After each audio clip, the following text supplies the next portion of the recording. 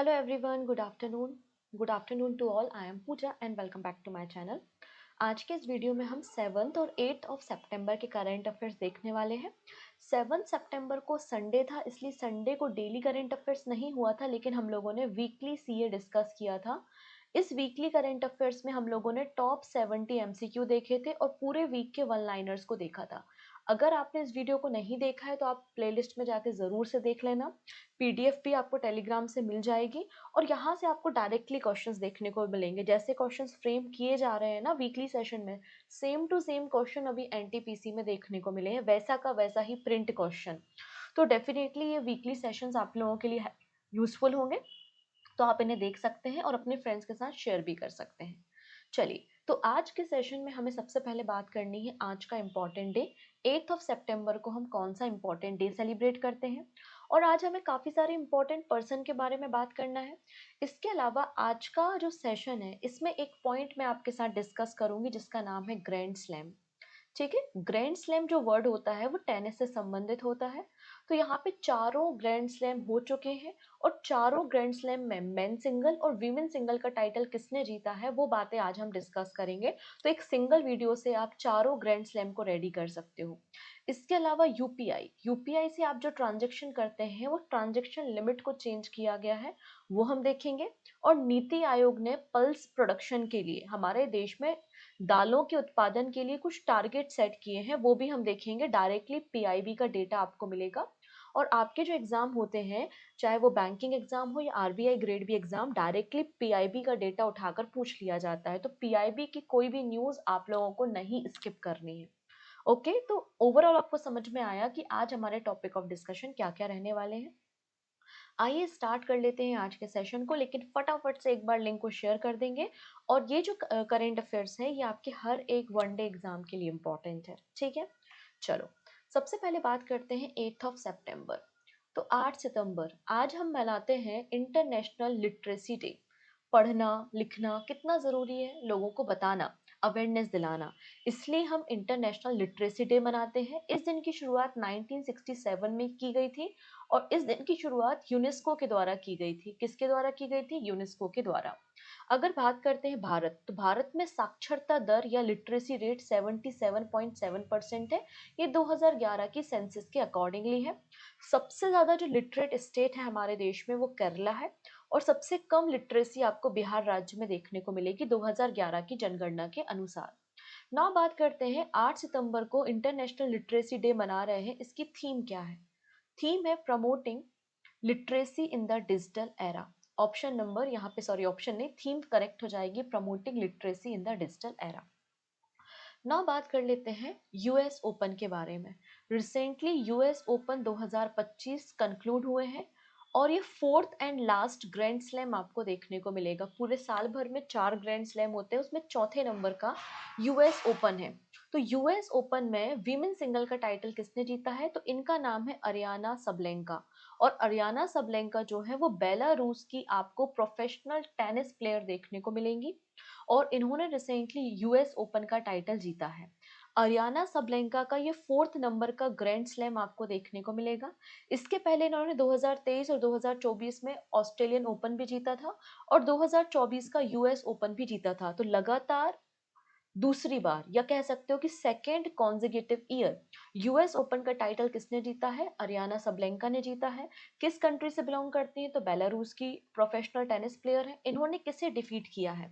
तो इन्होंने अमेरिका की प्रोफेशनल टेनिस प्लेयर जिनका नाम है अमांडा एनिसीमोवा, क्या नाम है इनका? अमांडा एनिसीमोवा को डिफीट किया है। ये तो हो गई बात वीमेन सिंगल की।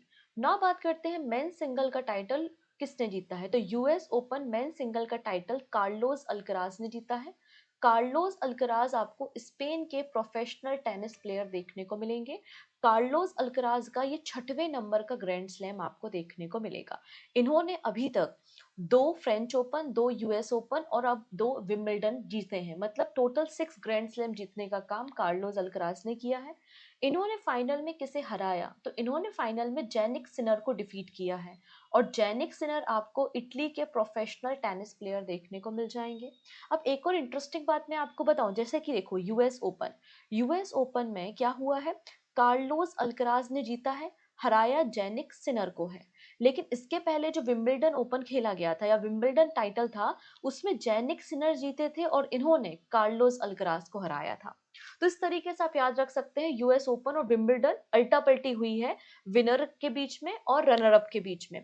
तो US open men single Carlos Alcaraz ने जीता है, जेनिक सिनर को हराया है। विंबलडन का टाइटल जेनिक सिनर ने जीता है, कार्लोस अल्कराज को हराया है। अब यहाँ पे ग्रैंड स्लैम के बारे में बात हो रही थी, तो 4 ग्रैंड स्लैम होते हैं। सबसे पहले ऑस्ट्रेलियन ओपन होता है, जो कि जनवरी के मंथ में खेला जाता है हार्ड कोर्ट पर। आप लोगों ने देखा है कि जो आपके ग्रैंड स्लैम होते हैं उसके कोर्ट किस मैदान में ये खेले जाते हैं, वो भी पूछा जाता है। सेकेंड नंबर पर फ्रेंच ओपन होता है, जिसे रोलैंड गैरोस के नाम से भी जाना जाता है।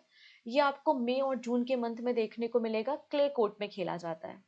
फिर विंबलडन जो है वो सबसे ओल्डेस्ट, सबसे पुराना ग्रैंड स्लैम आपको देखने को मिल जाएगा।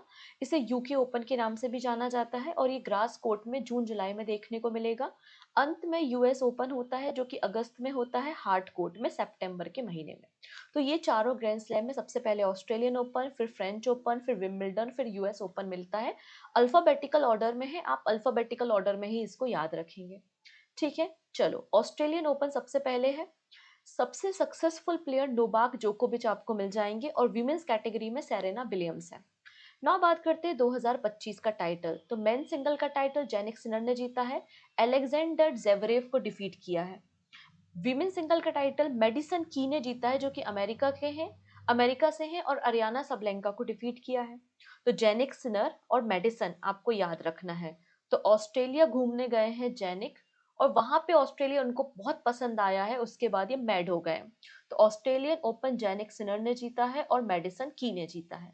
ठीक है, जेनिक सिनर कहाँ से है, ये आपको इटली से मिल जाएंगे, मेडिसन की जो है वो अमेरिका से है। ठीक है, डन। चलो नेक्स्ट बात करते हैं फ्रेंच ओपन, जिसे रोलैंड गैरोस के नाम से जाना जाता है। सबसे सक्सेसफुल प्लेयर आपको राफेल नडाल मिलेंगे और वीमेंस कैटेगरी में आपको क्रिस इवर्ट देखने को मिलेंगी। नाउ बात करेंगे 2025 में, तो कार्लोस अल्कराज ने जीता है मेन सिंगल का टाइटल, जेनिक सिनर को हराया है। और वीमेन सिंगल का टाइटल जीता है कोको गॉफ ने। कोको गॉफ से क्वेश्चन पहले भी बना है, यूएसए की है और इन्होंने अरियाना सबलेंका को हराया है। तो आपने एक चीज नोटिस की होगी कि ऑस्ट्रेलियन ओपन और फ्रेंच ओपन दोनों में ही रनर अप कौन रही है, अरियाना सबलेंका देखने को मिल जाएंगी। ठीक है, ना बात करते हैं विंबलडन के बारे में। सबसे पुराना है, 1877 में इसकी शुरुआत हुई थी। ठीक है, मेन सिंगल का टाइटल जेनिक सिनर ने जीता है, कार्लोस अल्कराज को हराया है। और वीमेन सिंगल का टाइटल ईगा स्विटेक ने जीता है, जो कि पोलैंड से है। और ये पहली पोलिश प्लेयर है जो कि विंबलडन के टाइटल को जीती है। और यहाँ पे आप रनर अप देख सकते हैं, अमांडा एनिसीमोवा है। अमांडा एनिसीमोवा आपको यूएसए ओपन की भी रनर अप देखने को मिल रही है, राइट। डन इतनी चीजें। तो देखो एक बहुत अच्छी ट्रिक है, चारों ग्रैंड स्लैम के लिए आपको बस 2 नाम याद रखने हैं, एक है जेनिक सिनर और एक है कार्लोस अल्कराज।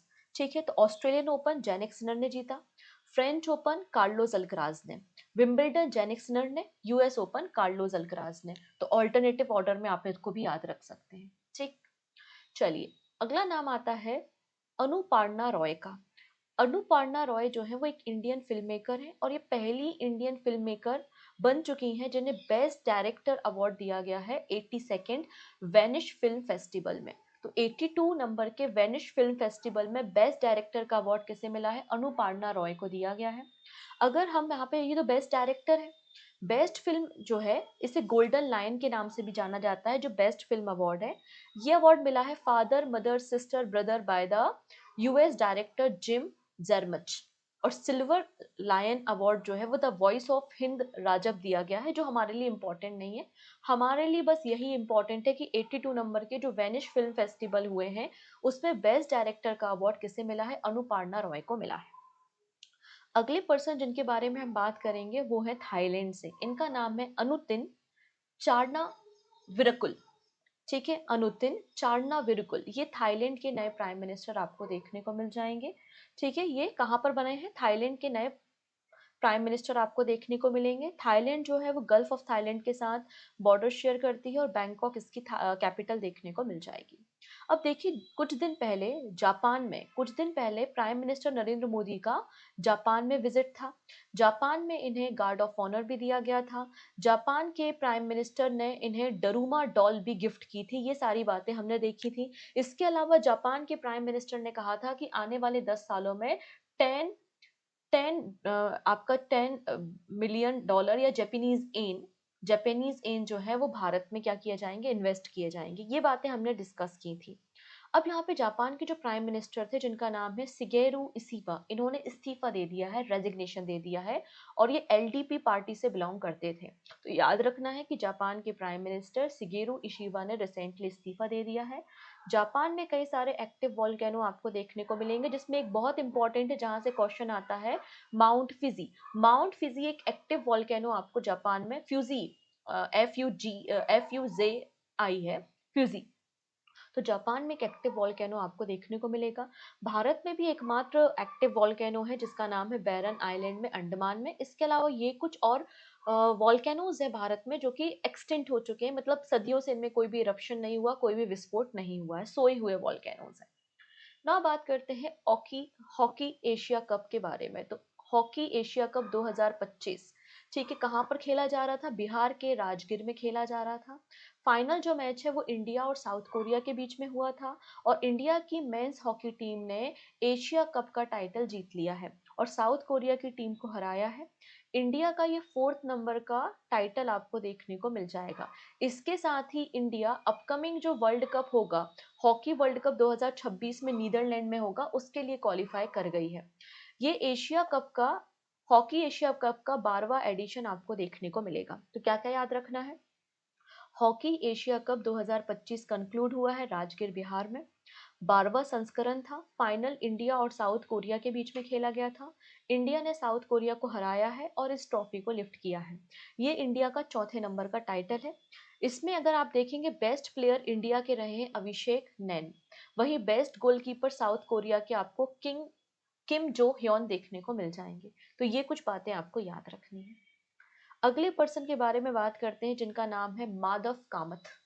माधव कामत एक 14 साल के बच्चे हैं और इन्होंने रिसेंटली वर्ल्ड यूथ स्क्रैबल चैंपियनशिप जीत ली। आप लोगों ने भी ये जो गेम है जरूर कभी खेला होगा।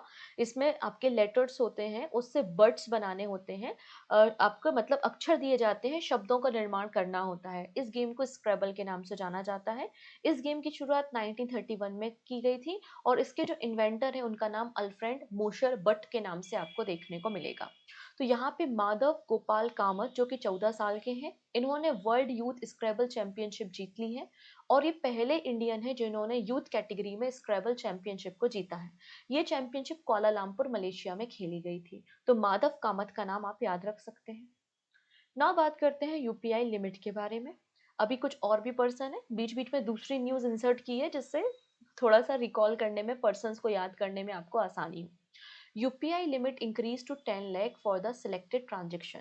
आपका जो डेली लाइफ में पर्सन टू पर्सन ट्रांजेक्शन करते हो, आप डेली लाइफ में जो पर्सन टू पर्सन ट्रांजेक्शन करते हो उसमें कोई भी चेंजेस नहीं हुए हैं, उसकी लिमिट 1 लाख रुपए ही है कि एक दिन में आप 1 लाख रुपए से ज्यादा ट्रांजेक्शन नहीं कर सकते, वो लिमिट सेम है। यहाँ पे बोला है कुछ सिलेक्टेड ट्रांजेक्शन के लिए जो ट्रांजेक्शन लिमिट है वो 10 लाख कर दी गई है, जैसे कि इंश्योरेंस पॉलिसी है, मेडिक्लेम है, गवर्नमेंट की कोई पॉलिसी है, कैपिटल मार्केट में इन्वेस्टमेंट है, उनके लिए आपका जो ट्रांजेक्शन लिमिट है वो 10 लाख रुपए किया गया है। तो NPCI has increase UPI transaction limit effective from the 15 सितंबर। 15 सितंबर से ये नए रूल लागू हो जाएंगे for specific category, capital market, insurance, government, E market place, credit card payment etcetera. यहाँ पे एक बार की जो ट्रांजेक्शन लिमिट है वो 5 लाख होगी और 24 घंटे मतलब एक दिन की जो लिमिट है वो 10 लाख होगी। मतलब एक बार में, एक दिन में आप 5 लाख से ज्यादा ट्रांसफर नहीं कर सकते और पूरे दिन में आप 10 लाख से ज्यादा ट्रांसफर नहीं कर सकते। आप 5-5 लाख करके 2 बार ट्रांजेक्शन तो कर सकते हैं ना, इस बात को याद रखना है। तो पर ट्रांजेक्शन लिमिट 5 लाख है और 24 घंटे मतलब एक दिन में ट्रांजेक्शन लिमिट आपको 10 लाख देखने को मिलेगी इन स्पेसिफिक सेक्टर में। पर पर्सन टू पर्सन जो ट्रांजेक्शन लिमिट है वो अनचेंज है, 1 लाख रुपीज पर डे। अगर हम यूपीआई के बारे में बात करें, इसका मतलब होता है यूनिफाइड पेमेंट इंटरफेस। इसे एनपीसीआई ने डेवलप किया है। एनपीसीआई का मतलब national payment corporation of India है और 2016 में यूपीआई आया था। यहाँ पर आप देख सकते हैं कैपिटल मार्केट में पहले लिमिट 2 लाख थी, नई लिमिट पर ट्रांजेक्शन 5 लाख और 24 घंटे में 10 लाख आप कर सकते हैं। इंश्योरेंस के लिए भी आप देख सकते हैं गवर्नमेंट ई मार्केट प्लेस में पहले लिमिट 1 लाख थी, अब इसको बढ़ाकर 10 लाख रुपए कर दिया है। क्रेडिट कार्ड पेमेंट में भी पहले 2 लाख थी, ठीक है, अब इसको 24 घंटे के में आपका 10 लाख हो जाएगा। फिर ट्रैवल बुकिंग में भी आप देख सकते हैं 10 लाख, ज्वेलरी परचेज में 6 लाख रुपए है, ठीक है। तो इस तरीके से जो लिमिट में चेंजेस हुए हैं आपको देखने को मिल रहे हैं, आप पढ़ सकते हैं। अगले पर्सन है जिनका नाम है आनंद वी पाटिल। आनंद वी पाटिल, इनका रिलेशन लिटरेचर से है। ये बाल साहित्यकार हैं। बच्चों की या जो चिल्ड्रंस की लिटरेचर बुक होती है, बच्चों के साहित्यकार आपको मिलेंगे, बच्चों के लिए पुस्तकें लिखने का काम करते हैं आनंद वी पाटिल। इसके पहले इन्हें बाल साहित्य अवार्ड भी मिल चुका है। रिसेंटली आनंद वी पाटिल को प्रोफेसर वी वी के गोगक अवार्ड दिया जा रहा है। 7 सितंबर को मतलब संडे के दिन वी के गोगक अवार्ड किसे मिला है? आनंद वी पाटिल को मिला है। अब प्रोफेसर वी के गोगक कौन थे? ये ज्ञानपीठ अवार्डी रहे हैं। इनका रिलेशन कन्नड़ा लिटरेचर से आपको देखने को मिल जाएगा। अब ये पीयूष गोयल है। ये वो पीयूष गोयल नहीं है जिनको आप जानते हैं, जिनको आप समझते हैं, ये दूसरे पीयूष गोयल हैं। एक आईएएस ऑफिसर आपको देखने को मिलेंगे पीयूष गोयल। इन्हें मिनिस्ट्री ऑफ माइंस का सेक्रेटरी बनाया गया है। तो मिनिस्ट्री ऑफ माइंस के सेक्रेटरी कौन बन गए हैं? पीयूष गोयल बन गए हैं। इन्होंने वीएल कांता राव को सक्सीड किया है। इसके पहले ये नेशनल ग्रिड या नेट ग्रिड में सीईओ के रूप में काम कर रहे थे। This is important. Amish Tripathi, इनकी कई सारी बुक्स आपने देखी होंगी, इन्होंने कई सारी डॉक्यूमेंट्रीज भी बनाई हुई हैं, राइट। डिस्कवरी प्लस अगर आपने चैनल देखा है तो उसमें आपको इनकी डॉक्यूमेंट्रीज, इनकी नरेशंस वगैरह देखने को मिलते हैं। तो अमीश त्रिपाठी एक जाने माने ऑथर है। इनकी एक नई बुक आई है the Chola tiger, Avenger of Somnath. तो यहाँ पे जो चोला डायनेस्टी रही है, तो चोला डायनेस्टी के जो इंसाइट्स हैं, किस तरीके से जब इन्होंने जब सोमनाथ पे अटैक हुआ तो किस तरीके से रिटेलिएट किया था, वो सारी स्टोरी आपको इसमें देखने को मिलती है। तो the Chola tiger Avenger of Somnath किसकी पुस्तक है? अमीश त्रिपाठी की पुस्तक है। इसके पहले इन्होंने एक और बुक लॉन्च की थी जो कि आपकी हिस्ट्री से संबंधित थी, जिसका नाम था लीजेंड ऑफ सुहेलदेव। तो लीजेंड ऑफ सुहेलदेव भी अमीश त्रिपाठी की पुस्तक देखने को मिलेगी। ना बात करते हैं अमित मिश्रा के बारे में। अमित मिश्रा हमारे देश के एक क्रिकेटर हैं, एक बॉलर हैं। इन्होंने रिसेंटली क्या किया है? रिटायरमेंट अनाउंस कर दिया है। इनका जो करियर रहा है वो 25 सालों का रहा है। इनका जो डेब्यू था वो 2008 में था। इन्होंने आईपीएल की अलग अलग टीम में खेला है, जैसे कि दक्कन आपका sorry sunriser Hyderabad, Lucknow super giant, Delhi daredevils, अलग अलग आईपीएल की टीम में इन्होंने परफॉर्म किया है। रिसेंटली इन्होंने अनाउंसमेंट कर दिया है रिटायरमेंट का। तो अमित मिश्रा का संबंध किससे है? तो एक क्रिकेटर आपको देखने को मिलेंगे। नाउ अब आप लोग ने एक बहुत ही फेमस फैशन ब्रांड के बारे में सुना होगा जिसका नाम है अरमानी। अरमानी के परफ्यूम, अरमानी के ब्लेजर्स आपको देखने को मिलते हैं। जैसे कि गुच्ची बहुत फेमस ब्रांड है, वैसे ही अरमानी भी एक बहुत फेमस इटालियन फैशन ब्रांड आपको देखने को मिलता है। इस इटालियन फैशन ब्रांड के जो कह सकते हैं ओनर है, जिन्होंने इस ब्रांड की शुरुआत की, जिनका नाम था जियोर्जियो अरमानी, इनका निधन हो गया है, इनकी डेथ हो गई है। ठीक है, तो इनका नाम भी याद रखना है। इटालियन फैशन ब्रांड आपको अरमानी देखने को मिलेगा। ना बात करते हैं बॉम्बे हाई कोर्ट के बारे में। याद कीजिए कुछ दिन पहले मैंने बताया था कि 3 जजेस को सुप्रीम कोर्ट में एलिवेट किया है। मतलब 3 जजेस सुप्रीम कोर्ट में पहुंच चुके हैं और सुप्रीम कोर्ट की जो मैक्सिमम स्ट्रेंथ है वो 34 आपको देखने को मिल रही है। तो यहाँ पे बॉम्बे हाई कोर्ट के जो चीफ जस्टिस थे, जिनका नाम था आलोक अराधे, इनको सुप्रीम कोर्ट पहुंचा दिया गया, तो ये पोजीशन तो खाली हो गई। तो बॉम्बे हाई कोर्ट के चीफ जस्टिस बनाए गए हैं श्री चंद्रशेखर को। तो श्री चंद्रशेखर बॉम्बे हाई कोर्ट के आपको चीफ जस्टिस देखने को मिल रहे हैं। वहीं स्केचर, स्केचर जो ब्रांड है, इसके लिए मोहम्मद सिराज को ब्रांड एम्बेसडर बनाया गया है। अंत में एक और पुस्तक के बारे में हम बात करेंगे। जनरल उपेंद्र द्विवेदी जी ने रिसेंटली ऑपरेशन सिंदूर पर एक बुक लॉन्च की है। और ऑपरेशन सिंदूर पर ये जो पुस्तक लिखी है वो retired lieutenant general KJS Dhillon ने लिखी है। तो KJS ढिल्लन ने पुस्तक लिखी है ऑपरेशन सिंदूर में, जिसे लॉन्च करने का काम उपेंद्र द्विवेदी ने किया है। तो ये कुछ इंपॉर्टेंट पर्सन थे जिनके बारे में हमने बात की। अब यहाँ पे हम कुछ रिपोर्ट्स के बारे में बात करेंगे, लेकिन उसके पहले मैं बताना चाहती हूँ कि अगस्त मंथ की 2 मंथली मैगजीन अवेलेबल है। इसमें टॉप 300 एमसीक्यू और पूरे महीने के वन लाइनर है, प्रिंटेबल फॉर्मेट में आप इसे डाउनलोड कर सकते हैं, 1 ईयर की वैलिडिटी के साथ है। और कंप्लीट बैंकिंग करंट अफेयर्स पूरा थ्योरी और एमसीक्यू आपको इसमें मिल जाएंगे। तो ये दोनों प्रोडक्ट आपको पूजा जैन क्लासेस एप्लीकेशन पे मिल जाएंगे। साथ ही साथ अगर आप एसएससी स्टेट एग्जाम वगैरह की तैयारी कर रहे हैं और हिस्ट्री प्रिपेयर करना चाहते हैं, तो एंशियंट, मिडिवल और modern history detail course demo lecture के साथ आपको अवेलेबल है पूजा जैन क्लासेस में। तो आप यहाँ पे एप्लीकेशन से विजिट कर सकते हैं हिस्ट्री कोर्स, ठीक है। चलिए नेक्स्ट है, according to the sample registration survey statistical report, what is India total fertility rate. अब इंडिया का टोटल जो फर्टिलिटी रेट है वो हमने जो टाइम या जो लिमिट सेट की थी ना उससे भी कम आ चुके हैं। हमने लिमिट सेट की थी 2.1 की, लेकिन हमारे देश का जो टोटल फर्टिलिटी रेट है वो 1.9 पहुंच चुका है, ऐसा यहाँ पे रिपोर्ट में पब्लिश किया है। तो इस रिपोर्ट को हम ध्यान से पढ़ेंगे, पूरी रिपोर्ट पढ़ेंगे। इस रिपोर्ट से क्वेश्चंस आपको मिलते हैं, एग्जाम में पहले भी पूछे गए हैं, तो ध्यान से समझिएगा, ठीक है। हम बात कर रहे हैं sample registration system statistical report 2023 के बारे में। पहली बात, ये वर्ल्ड का लार्जेस्ट डेमोग्राफिक सर्वे है, क्योंकि ऑब्वियसली भारत की पॉपुलेशन बहुत ज़्यादा है, भारत की जनसंख्या का हम सर्वे कर रहे हैं, तो ये वर्ल्ड का लार्जेस्ट डेमोग्राफिकल सर्वे है। इसे कंडक्ट करने का काम office of registrar general and census commissioner of India के द्वारा किया जाता है। तो इस रिपोर्ट को किसने तैयार किया है? रजिस्ट्रार जनरल ने और सेंसस कमिश्नर ऑफ इंडिया ने। रजिस्ट्रार जनरल और सेंसस कमिश्नर जो है वो मिनिस्ट्री ऑफ होम अफेयर्स के अंदर काम करते हैं। 1961 में इसका फॉर्मेशन किया गया था। इस रिपोर्ट में बताया गया है कि भारत की जो टोटल फर्टिलिटी रेट है वो 1.9 आपको देखने को मिल रही है। वहीं इन्फेंट मॉर्टिलिटी रेट जो है वो इम्प्रूव होके 25 हो चुका है। हम एक एक करके सारी बातों को डिस्कस करेंगे। सबसे पहले इन्फेंट मॉर्टिलिटी रेट, मतलब 0 से 5 साल के बच्चे जिनकी मृत्यु हो जाती है जन्म लेने के बाद, उन्हें हम इन्फेंट मॉर्टिलिटी रेट कहते हैं। तो हमारे देश में जो इन्फेंट मॉर्टिलिटी रेट है वो इंक्रीज हुआ है, जो कि एक अच्छी बात है, मतलब ड्रॉप हुआ है। 1 लाख में कितने बच्चों का निधन हो जाता है, कितने बच्चे मर जाते हैं।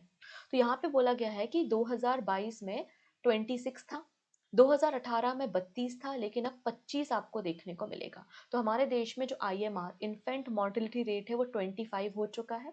हाईएस्ट आपको छत्तीसगढ़ में देखने को मिलेगा और लोवेस्ट केरला में, मतलब केरला में 1 लाख बच्चों के जन्म होने पर 0 से 5 साल के केवल और केवल 5 बच्चे ही मरते हैं, जबकि छत्तीसगढ़, उत्तर प्रदेश, मध्य प्रदेश में इन्फेंट मॉर्टिलिटी रेट आपको ज्यादा मिलेगा।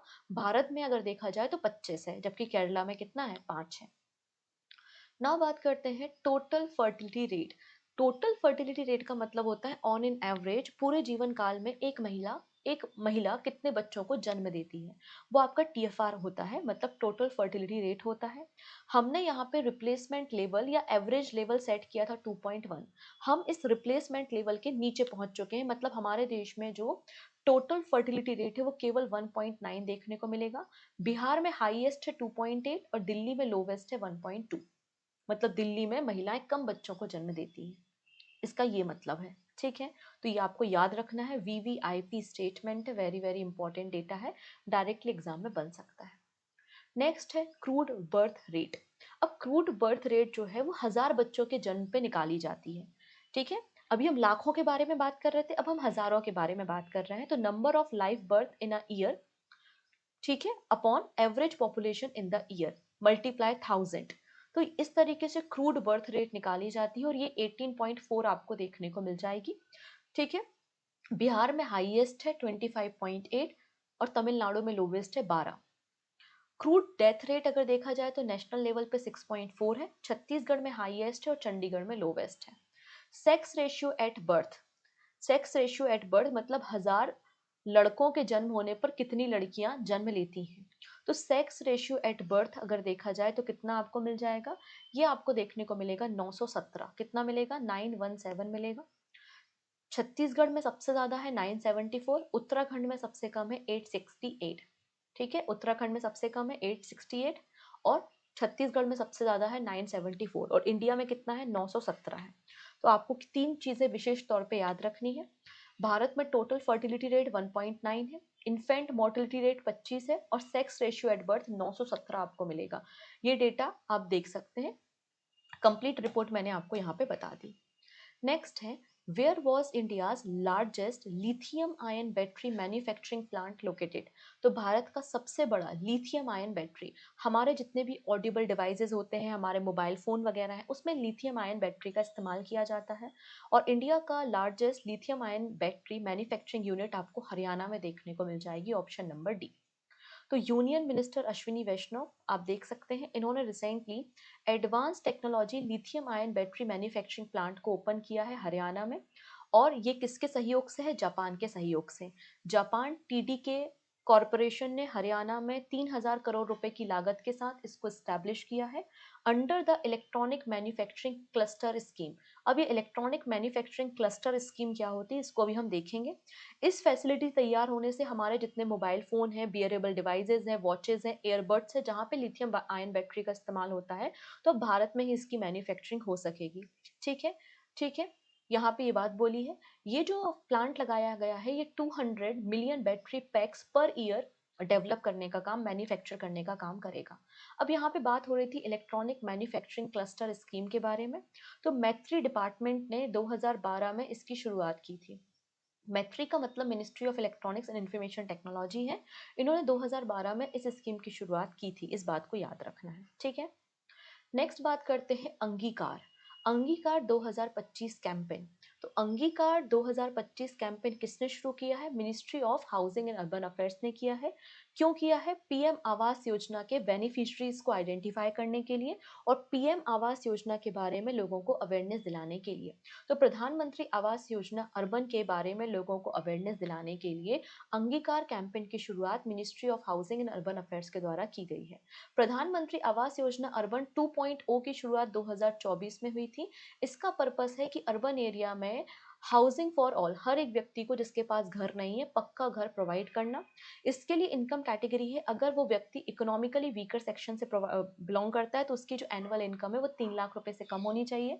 अगर लो इनकम ग्रुप से बिलोंग करता है तो 6 लाख रुपए से कम होनी चाहिए। और मिडिल इनकम ग्रुप से बिलोंग करता है तो 9 लाख रुपए से कम आपकी इनकम होनी चाहिए, तो आपको पक्का घर मिलेगा अगर आपके पास पक्का घर नहीं है। ठीक है, नेक्स्ट है NITI Aayog strategy to double pulses production by 2047। तो नीति आयोग हम सभी को पता है एक थिंक टैंक है जो कि सोचने का काम, पॉलिसी बनाने का काम करता है। तो नीति आयोग ने एक पॉलिसी बनाई किस तरीके से हम 2047 तक हमारे देशों में दालों के उत्पादन को डबल कर सकते हैं। अगर हम बात करें 2022 के अनुसार, ये पीआईबी का डेटा है, 2022 के अनुसार हमारे देश में जो दाल का प्रोडक्शन है, जो पल्सेस का प्रोडक्शन है, वो 26 मिलियन टन है। ठीक है, हमारा टारगेट है कि हमें 2030 तक 34.45 मिलियन टन पल्सेस का प्रोडक्शन करना है और 2047 तक हमें 51.57 मिलियन टन पल्सेस का प्रोडक्शन करना है। मतलब दालों का उत्पादन हमें 2047 तक डबल करना है। ये डेटा डायरेक्टली पीआईबी का डेटा है, डायरेक्टली एग्जाम में बन सकता है, तो इसको आपको याद रखना है। ठीक है, तो ये थे आज के हमारे करंट अफेयर्स। अंत में है क्वेश्चन ऑफ द डे, जिसका आंसर आप लोग कमेंट सेक्शन में बताएंगे। रिसेंटली मिनिस्ट्री ऑफ माइंस के सेक्रेटरी कौन बने हैं? ठीक है, इसका आंसर आप लोग कमेंट सेक्शन में बता सकते हैं। बाकी सारी बातें नेक्स्ट वीडियो में डिस्कस करेंगे। सो thank you so much. Video अगर अच्छी लगी हो तो लाइक कर देना, और टेलीग्राम की लिंक डिस्क्रिप्शन में अवेलेबल है, जहाँ से आप करंट अफेयर्स की पीडीएफ को डाउनलोड कर सकते हैं। So thank you so much, take care and bye bye.